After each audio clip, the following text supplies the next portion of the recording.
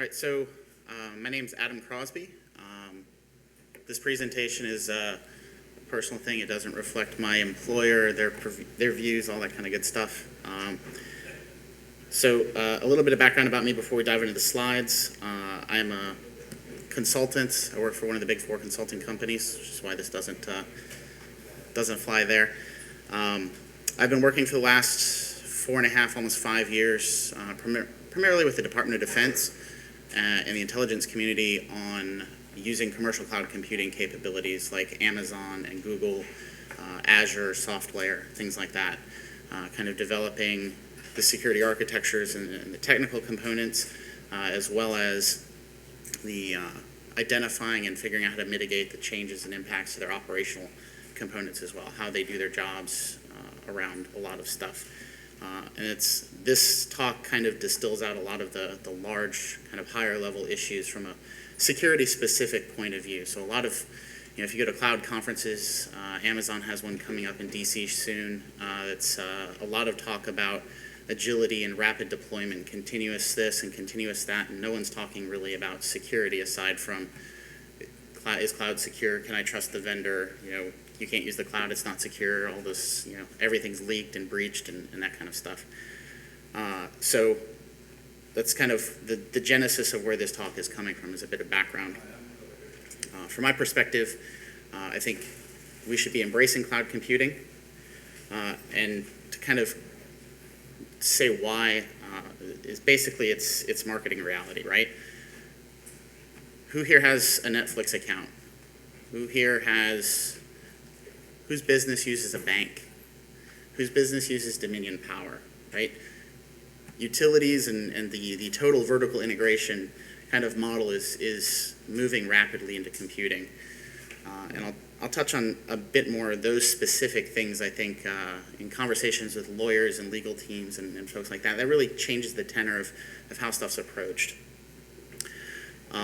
Market realities, obviously, you can't turn a corner in the IT world right now without seeing cloud this, software as a service that, infrastructure this. Amazon made a huge splash with their earnings announcement for the last quarter. It's becoming huge. It's all over the marketing. It's here to stay, right? You can fight it in your own organizations.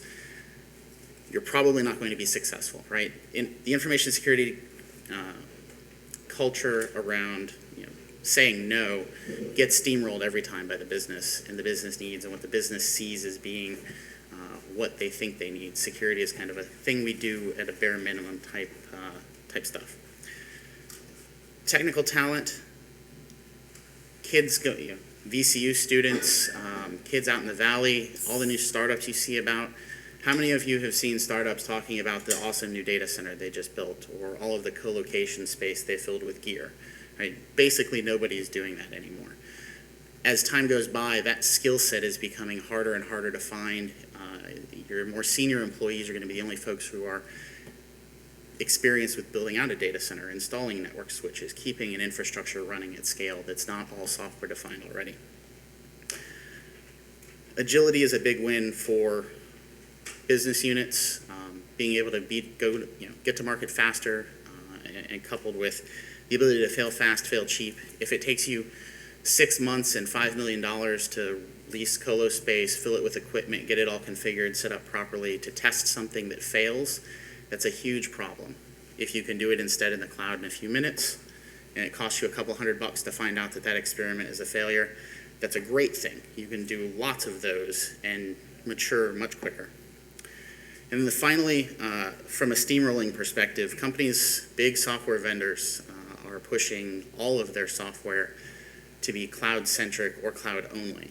So I believe the Microsoft Exchange roadmap ends at 2020. And beyond that, they're shifting to a full as-a-service delivery model, right? That could change between now and then, but lots of large organizations are shifting as that's their predominant focus. There's a lot of upside for them there, right? It's continuous revenue instead of buying software licenses once and then holding on to them like Windows XP. You license XP when it came out, and companies are still trying to get off of it in some cases, even though it's been end of life now for a while. So there's a lot there to kind of show this is to kind of set the stage. Cloud is not going away. You can, fighting it is kind of tilting at windmills. So rather than fighting it, I think we should embrace it. And more importantly, I would be willing to bet a pretty decent amount of money that every organization represented at this conference is already using cloud services somewhere, whether they know it or not. In our work with the federal government, I've seen literally every federal agency I've gone into, even those who had no cloud policies. We're not doing anything on Amazon, we're not doing anything on Azure, without exception, all had active existing systems running there that some knew about. They were test and dev, so they don't count, or they were bundled as part of another service they were acquiring from a company who had some stuff on-prem, some stuff in the cloud that wasn't clear. Or you've got developers and shadow IT, gray market type stuff where they're operating outside of the IT boundaries within your organization. As I mentioned before, we've been saying Windows is insecure, Java is insecure, Flash is insecure, and that's been a mantra for as long as I've been in IT, right? But they're still here. They're not going anywhere. The Windows market share is not dramatically shrinking on the desktop anytime soon. The server market is moving in a different direction, but you still see Flash stuff developed amazingly enough. Java doesn't appear to be going anywhere. So in the same fashion, cloud computing, infrastructure, platform, software as a service vendors are not going anywhere, right? Amazon's got 1 million customers, 1 million unique individual addressable customers are paying Amazon every month.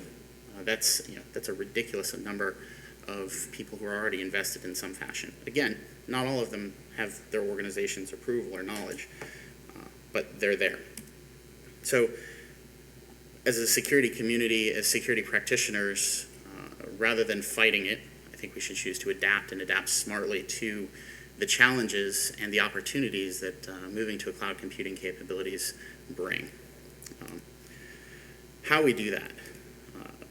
The first is choose carefully and don't let your lawyers pick your vendors. Vendor selection is probably the single most important component of anything you do with a commercial cloud, right? So this is the big difference between buying software that you're going to use, where you can bolt on a lot of stuff and kind of do whatever you need to do to make it work for your organization. When you're picking vendors in the cloud, you're really stuck with what that vendor brings to the table. And in my experience, ironically enough, if your vendor is willing to negotiate significantly on their capabilities, on their terms of service, on their SLAs, you probably want to run screaming from that vendor, because that means they're not really operating their cloud in an automated, large-scale fashion. They're a small boutique. Who knows if they'll be in business in a few years. None of the tier 1 vendors, whether that's Google, Microsoft, Amazon, SoftLayer, VMware, they don't negotiate SLAs, they don't negotiate pricing for the most part. There's some scale volume discounts and things like that. But by and large, the only way their businesses exist, the only way they make their margins is through absolute regularity and automation. So anytime there's one-off changes, that throws that entire system into disarray. So I've got 3 kind of major points around vendor selection without getting into specific organizational details. The first is indicators of success, right? So dealing with the federal government, I spend a lot more time than I'd be willing to admit going through compliance reports and looking at compliance artifacts and things like that. Looking at the compliance status of various vendors. I'm not a firm believer that compliance is king, right? So you've got a FISMA audit or a SOC 1 or a SOC 2, and that means you're secure. However, the organizational maturity required to go through those audits in the first place tells a lot about your organization, right? So I consider a large number of those security audits, those security compliance reports and perspectives to be indicators of success, in the same way that weird DNS traffic and things like that are indicators of compromise, right? This is the flip side of the coin. Being able to come to the table and say that you've been audited by 4 or 5 independent entities and that you're doing what you say you're doing, that's the important part, right? The audit doesn't say you're secure. The audits generally say that you are in fact doing what you're advertising, doing what you're selling, and that kind of thing. That's kind of the whole purpose behind like the SOC audit stuff, specifically for service organizations. I think that's critical, and that's something, if you look at the market space, a huge number of vendors haven't even dipped their toe into anything maybe beyond PCI DSS, right? So who can support HIPAA data? Who's willing to sign a BAA that includes liability for breach if the damage is done on their part of the equation. Beyond that, the SLA terms, I have had so many conversations around people within their own data centers. It's best effort, right? You buy a bunch of racks of servers from Dell or from disks from EMC or HP or whoever, and you trust your engineers to build a system that will be online and sustainable and operational for whatever your goal for your system happens to be. Those same people flip around and look at a cloud service provider and immediately jump to, I need 5 nines of uptime and nothing else is good enough. Or, Amazon offers me 99.95, but Google offers me 99.995, so Google is obviously a better service. Or my overall system needs to be up, this X percentage, or maybe I don't need that high of an SLA, can I get a lower SLA and pay less, that kind of thing. For infrastructure as a service specifically, I think it's kind of ridiculous to look at SLAs from vendors as anything other than an estimate of the mean time between failure. So in the same way that you build with RAID and redundant network paths and things like that in your own data center, these software-defined networking SLAs, EBS volumes in AWS, for example, they all come with an SLA that should be read as an MTBF. So you engineer your solution around those SLAs as they're presented to reach what your actual business goals are. So if you need 5 nines of uptime, none of the cloud vendors provide anything at 5 nines. So does that mean you can't build on them? No, it just means you have to build according to their fault isolation capabilities and combine those in the appropriate fashion, which requires really knowing how your infrastructure provider actually works. Finally is don't let your lawyers get wrapped around the terms and conditions. The larger your company, the harder this is going to be. The lawyers in the federal government are really fun for this stuff. Basically, most of the cloud providers have anti-indemnity clauses, all kinds of stuff. The indemnity thing has been a constant source of pain and suffering in my life for the last few years. Basically, Amazon and Microsoft and Google and SoftLayer and VM, all of the vendors that you'd be familiar with, all have a clause that says that you agree to indemnify them from any damages that occur because of your use of their systems. Lawyers hate that, right? That's a huge risk for your organization to have to indemnify and pay the legal costs of a third party with no cap. Well, after doing a little bit of digging, it turns out that the power company and most bank terms of service for bank accounts have the exact same terms and conditions in them. So do you negotiate your power bill with Dominion Power? Do you negotiate your terms of service with them? No, and actually their terms of service are less restrictive than even most of the cloud vendors. I've got a little excerpt there. It might be an eye chart, but basically Dominion Power says we'll make a best effort to provide what we say we're going to provide, and we're not liable for anything beyond that. So do with it what you will.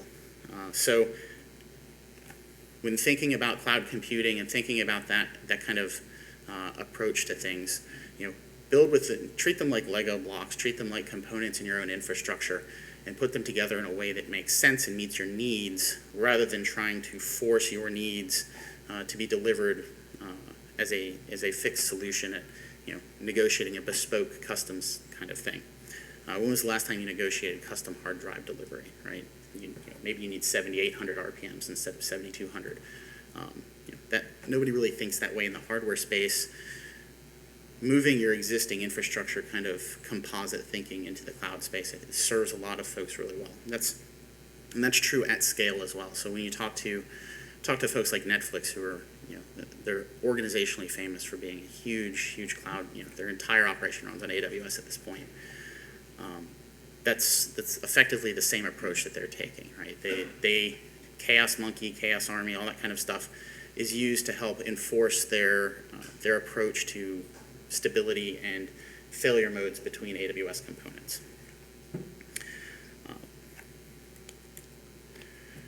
So beyond that, to adapt and adopt smartly, it helps to be aware of the new threats, right? So cloud computing does have security challenges associated with it.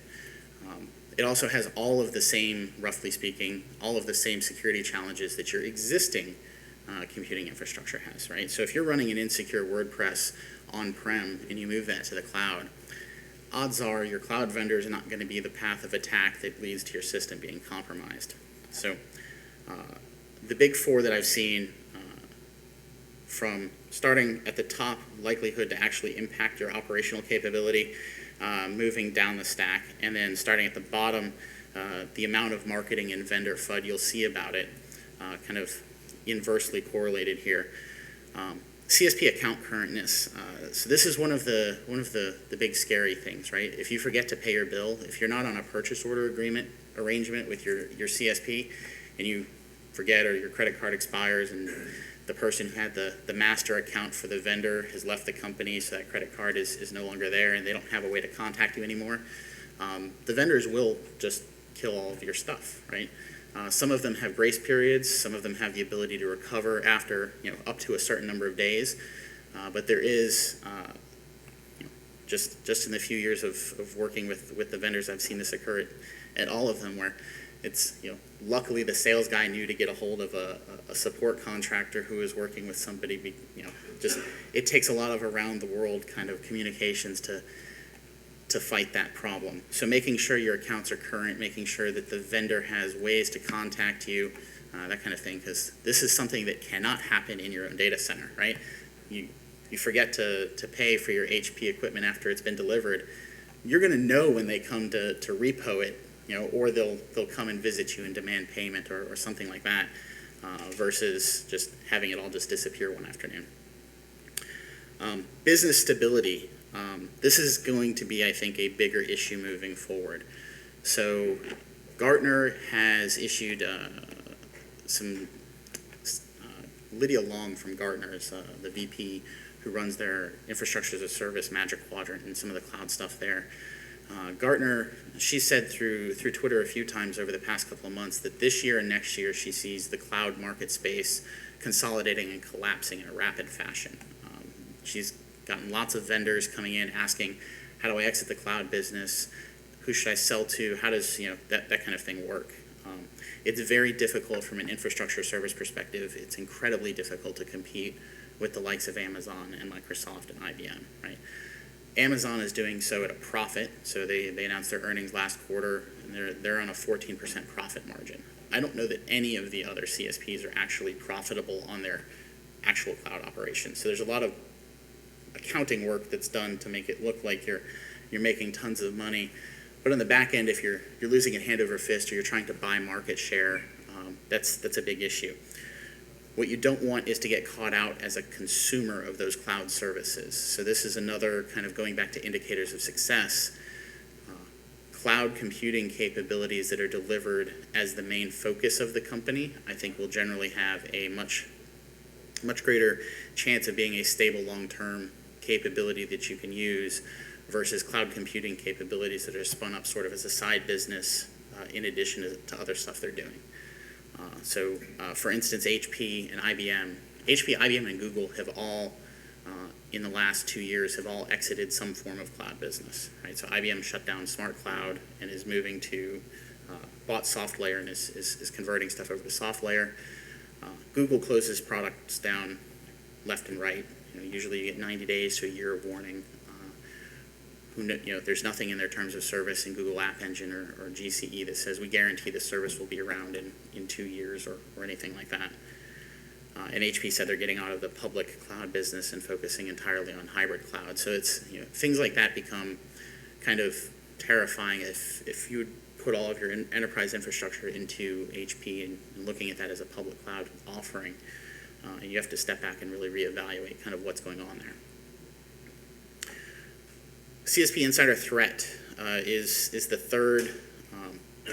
This goes back again to indicators of success, looking at folks, looking at companies that have been through audits, looking at companies that have been through, we're in Virginia, so from a U.S. perspective, looking at CSPs that have been through FedRAMP and have been through the DoD FedRAMP guidelines, post-FedRAMP guidelines. those audits all enforce some form of background check sophistication. So it's not just random folks they're hiring off the street who have access to all of your systems and data and things like that running in the cloud. The mitigations for CSP insider threat vary as dramatically as the offerings do between the vendors. So I've been involved in the audits for a bunch of the tier 1 vendors, and even at the very upper end of the scale, there's huge differences in how they all counteract that the insider threat risk. They all take it extremely seriously at that end. That is one of the kind of the key indicators of success in those audits. This is probably the biggest threat the federal government's working around is in their use of commercial cloud computing. Is they're no longer government employees or direct government contractors necessarily who have access to the data centers and systems. So learning kind of what your CSP does, and then there are things you can do to mitigate CSP insider threat as well that I'll cover in a little bit. Things like encrypting your data when it's in the cloud. That can sort of minimize even a malicious CSP administrator, something like that. Finally, there are new technical attacks. Has anybody seen anything in the literature about a hypervisor attack against a tier 1 CSP? Exactly. Right? So is it possible? Yes. Will it probably happen? Yes. We're going on. AWS has been around for the better part of 8 years, something like that. The rest, SoftLayer, has been around for quite a while. There's a ton of money poured into protecting these infrastructures at these vendors. The risk is still a risk, obviously. At no point do I think anybody who's looked at this sanely will say that it's not an issue. However, I don't think it's nearly as big of an issue as basically everything else we've talked about. So there's a lot of fear, uncertainty, and doubt sown by non-cloud providing infrastructure companies who want you to keep buying their hardware, to keep building and running your own data centers because that's more secure. When realistically speaking, you still have the same technical threats on their stuff in your data center as well. Multitenancy is probably the base differentiator there. So, part of adapting means saying goodbye to things, right? So there's a lot of stuff, and this is one of the largest lessons learned over the last 4 years. There's a lot of things that you need to be ready to let go of from a security perspective that I see entrenched in most large organizations. The first one is the intense focus on network intrusion detection. People look at me like I've got my head screwed on backwards sometimes. They're going, it's like, what do you mean I can't do physical packet capture? I can't put a passive tap in there. I can't buy Gigamon or what have you and monitor every bit that comes in across my wire. I don't know if any of the larger cloud service providers that currently allow network-based full packet capture stuff. Many of them will allow you to do full packet capture on your instances. So if you have a virtual server running in EC2, for example, nothing stops you from firing up Wireshark or PCAP or TCP dump and getting a look at the traffic coming in across your virtual software-defined wire. But you can't go in and install a passive sensor. Something else you get rid of is full physical isolation. So this is more for your data forensics people and incident responders. You cannot disconnect a virtual instance physically from everything else. It ceases to exist at that point because it's a virtual instance. There's some fun things you can do in the virtual world when everything's software defined around logical isolation, which in many cases meets the spirit and intent of what you'll need as an incident responder. Something else that some people just really like the look of a rack full of gear with red and green and yellow and blue LEDs blinking all the time, and the roar of the fans in the data center. But generally speaking, none of the CSPs will also allow you to install hardware in their platforms. So you run out of the ability to just keep buying appliances. That particularly is a big deal if you are in any kind of a regulated, compliance-regulated regime. So if you're required to have EAL, Common Criteria certified equipment, if you're required to have FIPS encryption that's hardware-based, that can be a serious problem. The folks at NIAP who run EAL and Common Criteria Protection Profile Development over at NSA don't currently have any intention of producing protection profiles for entirely virtual appliances. So their advice to folks is to take the protection profile from, say, a McAfee or Sophos or somebody's physical device that you would normally buy and put on your network. And a lot of those companies are now starting to offer virtual appliances that have the same software load because basically they're just expensive self-contained Linux servers running their platform. So you can run their same Linux platform in the cloud generally. Looking at the protection profiles and seeing if there's any specific hardware stuff called out. Some of them have ASIC-based acceleration, FPGAs, that kind of thing. So the compliance and protection profile, if that's an issue for you, doesn't port over. But many of them are just, the hardware platform is just an x86 server with network card or something like that. The final thing I'll touch on there from things you should be prepared to let go of is kind of the concept of passive security bolt-on. Passive doesn't exist in the cloud effectively. So your security devices and your appliances and firewalls and proxies and all of this network stuff that we've spent years developing, rather than fixing the broken applications, bolting stuff on in front of them to provide 30 milliseconds of latency to go 12 feet down the rack, those all kind of go away from a passive perspective. And that can change.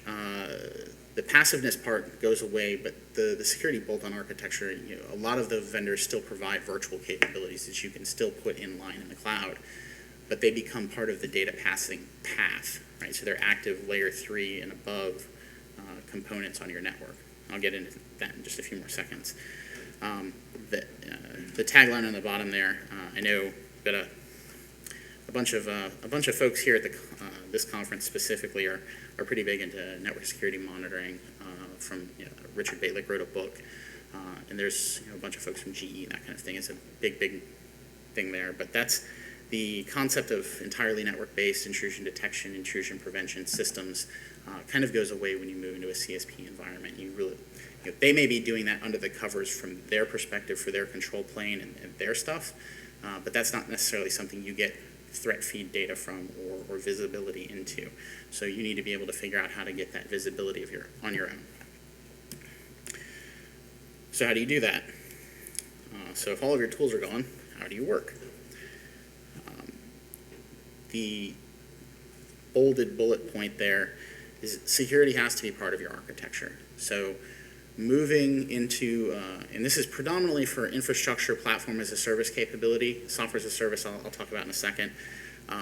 You really have to start looking at how you bake security into the products that you're fielding, rather than assuming you can put them behind layers and layers and racks of appliances that magically remove threats from getting to them via the network, right? There's all kinds of new capabilities. I have a whole section here in a second. We'll cover those. Failure is much easier to design for. So the concept of like Netflix does with Chaos Army and Chaos Monkey, where who here would be comfortable with somebody running around their data center and randomly unplugging stuff? Right? Can your operations survive that? Generally speaking, no. That's incredibly complicated and difficult to build in a physical data center. On most of the cloud providers, it's pretty easy. It's easy to manage, it's easy to track, it's easy to build, as long as your architecture is designed to support and operate in that kind of environment. The final bullet, and when the slides are posted, there's a URL in the notes for this, which I know doesn't show up on the screen, but basically, Zane Lackey gave a talk. So he was a security architect at Etsy. He and Dan Kaminsky gave a presentation at Velocity Conference, an O'Reilly Conference in New York in 2013. Basically, everything you need from a security perspective, virtually everything you need, is generated in the logs of your applications and servers.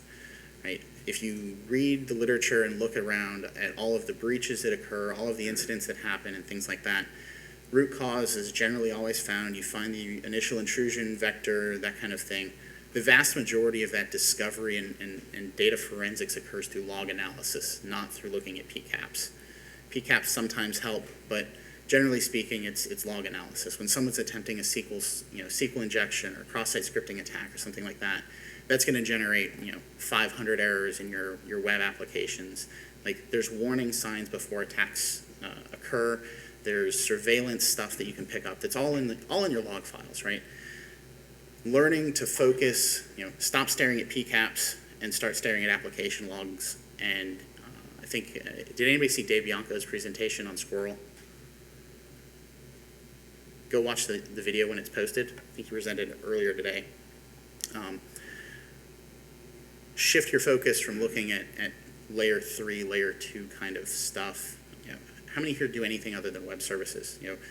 The vast majority of things being deployed today are HTTPS over 443 TCP.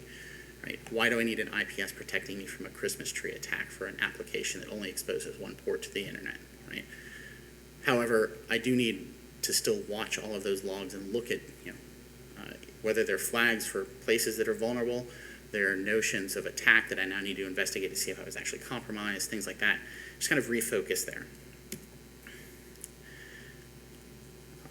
Another part of adapting smartly is embracing some new tools. One of the best parts of being in the cloud is I haven't had to physically go anywhere to do anything for security stuff in a very long time. It's all remote, right? There's no such thing as hands-on anymore. So things to kind of get used to and start spending time learning both personally and organizationally. APIs, automation, APIs and automation. I had a slide in here that was just 72-point font that said APIs and automation, right? The amount of control programmatically exposed by most of the major cloud vendors through APIs that you can use, the automation tools they provide out of the box, as well as third-party stuff like Ansible and Chef and Puppet, can take you light years into the future with your security posture of your applications and your infrastructure deployment. The amount of information exposed, again, going back to the Zane Lackey thing, right? You've got log files that tell you everything you need to know. Automate things. If you see a large, who runs fail to ban on their servers with SSHD, right? So fail to ban, is anybody familiar with it? So fail to ban is a neat tool. As folks automatically, botnets attempt to SSH into your Linux outward-facing servers all the time, right? It's not attacks on your organization necessarily specifically, so much as bots just trying 1,000 usernames and passwords over and over and over again. Fail to ban does log analysis on that, and when it sees an attempt from a single IP address fail to log in with different usernames like 10 times in a row, it adds that to the firewall rules and just blocks that IP from being able to even attempt anymore. That's like the lowest level possible of automation and the kind of things you can do. You do reactive defense, or mandatory defense. If you want developers to have access to the environments, to do DevOps, and you've got them doing continuous deployment and things like that, but you don't want them to be able to control necessarily what ports and protocols are allowed to come in from the internet or between machines, and you want to be able to keep a handle on that. Say, only 443 is allowed in through this particular subnet. You can automatically enforce that. So even if they log in, even if they have the credentials to change it, you can simply monitor that through another API, and when a change event is detected, you can log in and reset back to baseline. You're vulnerable for minutes at most in that case. Delegation, refocusing of resources. Again, going back to kind of what Zane was saying, you no longer, if you move most of your infrastructure or Netflix, you move all of your infrastructure into the cloud, you don't have to worry about securing a data center physically. The amount of resources you have to spend on network intrusion detection plummet dramatically. Rather than giving up all of that, free time and money that you were spending on that stuff, use that to refocus, retool, and kind of retrain your folks and your capabilities for the new cloud-based model. Encryption. Who encrypts everything in their data center? Right. Well, I've got a whole slide on that in just a second. So here's some other examples for API and automation. There's a bunch of text on there. So one of the cool things we did with, and this is an actual script we wrote. Heartbleed came out. You've got 10,000 hosts running in EC2 in dozens of VPCs, dozens of subnets. They're all vulnerable. Which ones do I patch first? Right? Because you can't patch 10,000 systems all at the same time.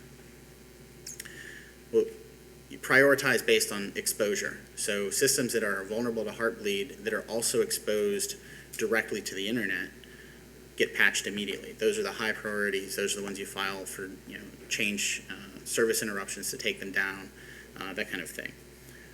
With the APIs available through Amazon EC2 and VPC, we're able to programmatically determine and sort and prioritize the entire list of all of the virtual machines running into things that are exposed directly to the internet on one of the, a known vulnerable service, something, whether that's send mail or postfix that's bound to OpenSSL, or it's Apache or Nginx or something like that.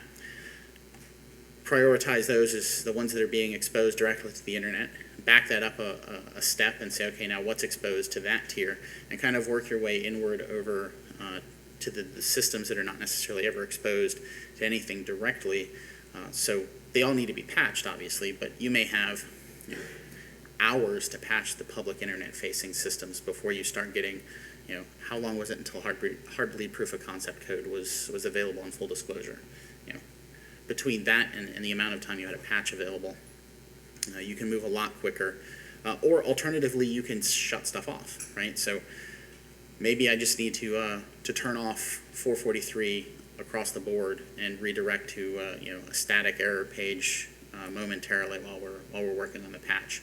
You can programmatically control. How many folks can programmatically control every firewall rule in their entire organization? Okay, so that's the default in cloud service providers, whether that's on Amazon or Azure or SoftLayer. The ability to go out and not just manage what's out there, but to learn what's configured, who configured it, the whole audit log concept there, and then to use that, consume that data to do programmatic things, scripting or otherwise, to react and respond quickly.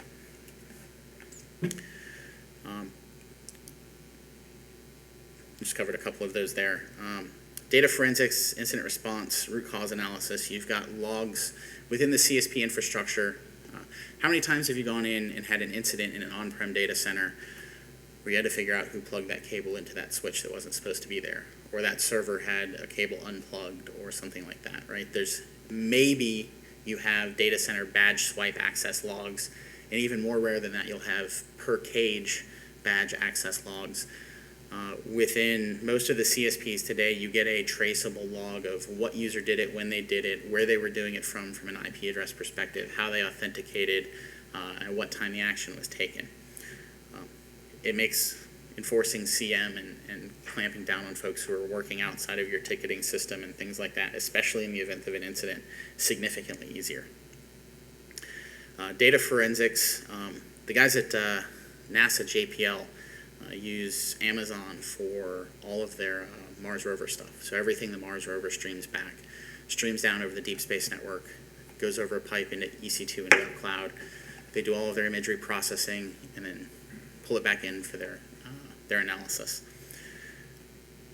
They came up and they gave a presentation about this at an Amazon conference about 1.5 years ago. It is a cool example of forensics you can do. If they have an instance that's compromised, they wrote a script basically that allows them to take the running instance, remove it from its current network segment, and attach it into a quarantine network that then automatically runs scan tools against it and things like that. So they can have rather than trying to go track down where this machine physically is, they can yank it into a safe environment and continue to do analysis to figure out how it was compromised, what the scope of the compromise was, and that kind of thing.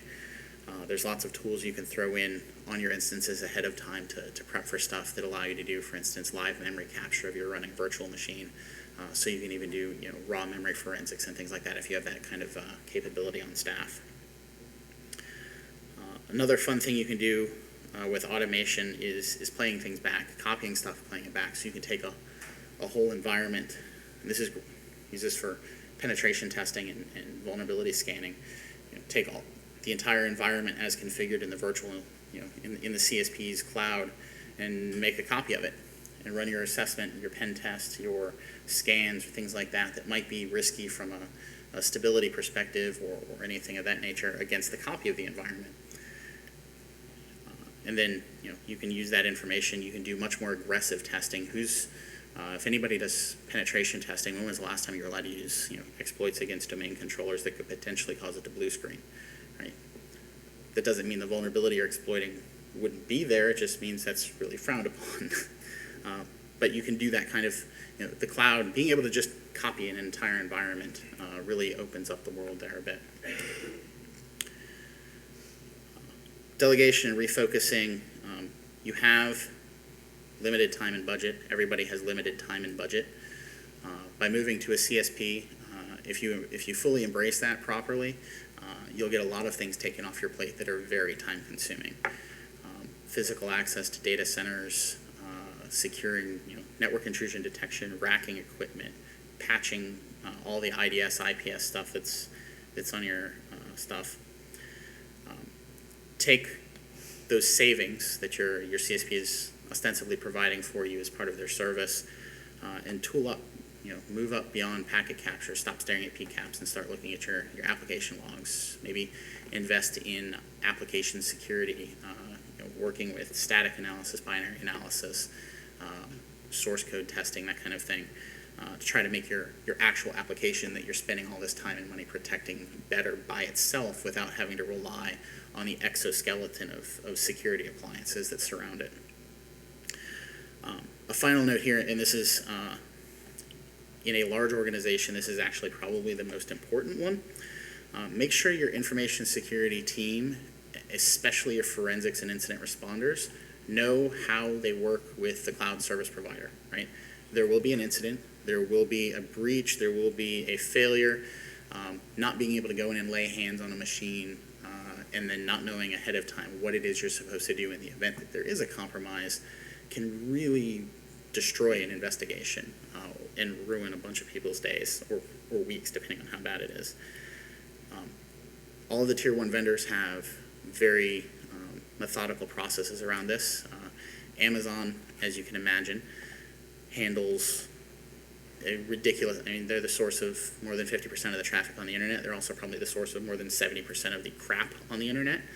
So they handle a lot of incident response type stuff, whether it's from law enforcement or organizations who are hosting things that bad WordPress installs, Drupal installs, that kind of thing. So the vendors will know kind of, they have rules of the road, how you interact with them, what they can do for you, what you have to do on your own.